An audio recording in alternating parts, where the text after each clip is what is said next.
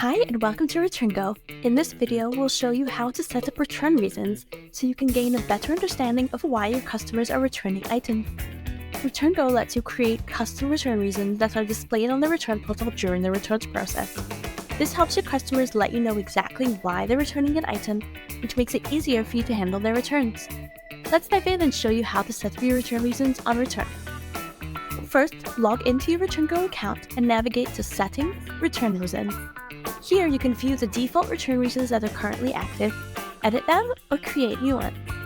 Click on any return reason to edit it, or click Add Reason to create a new return reason. You can define the name of the return reason as it will be displayed on the return portal, and the type of reason. Once you've saved the return reason, you can set up follow-up questions. Follow-up questions help you better understand the details of why your customers are returning items.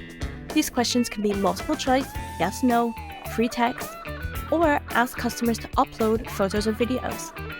You can customize the display name of the follow-up question and add instructions. Set whether each follow-up question is mandatory or optional. Once you've set up your return reasons and follow-up questions, you can start tracking your data on the Analytics page under Analytics, Returns, Product.